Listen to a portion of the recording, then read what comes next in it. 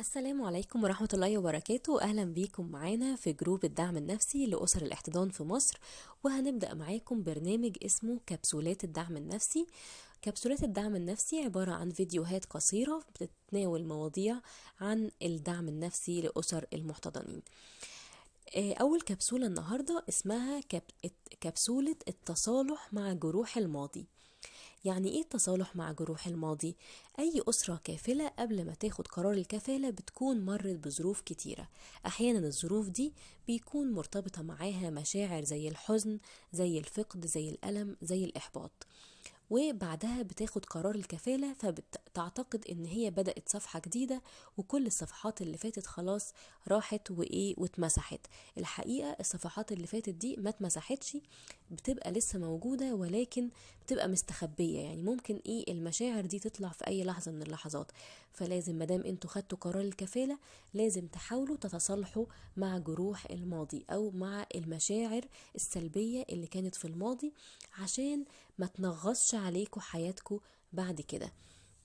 المشكلة ان المجتمع دايما والناس اللي حوالينا لمجرد ما احنا هنقول انا زعلانة او انا حزينة او انا حاسة بفقد او انا حاسة بألم او انا مش قادرة اتصالح مع فكرة ان انا ما عنديش كذا او ما عندي كذا، المجتمع بيبدأ ان هو يصدر احكام قاسية، وساعات يحملك الذنب، يقولك ازاي انتي حزينة وربنا رزقك بالكفالة، ازاي انتي حزينة ازاي.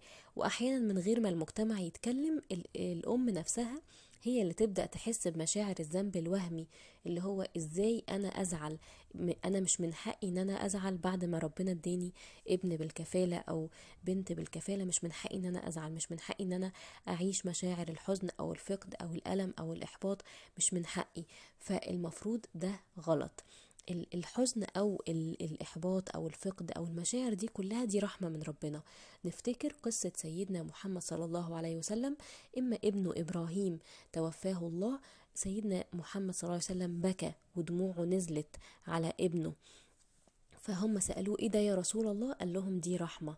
فالمشاعر، الحزن، الألم، البكاء، ده رحمة من عند ربنا. فلازم ان احنا نقدر نفسنا ونقدر المشاعر دي ونخرجها، لان هي هتفضل يعني ضغط علينا وضغط على أعصابنا. لازم نتأكد ان الرضا بالقضاء لا يتعارض مع مشاعر الحزن. فالواحد لازم يخرج مشاعر الحزن بتاعته او اي مشاعر سلبية مرتبطة بالظروف اللي حصلت قبل الكفالة. طيب نخرجها ازاي؟ هما 3 خطوات سهلين جدا.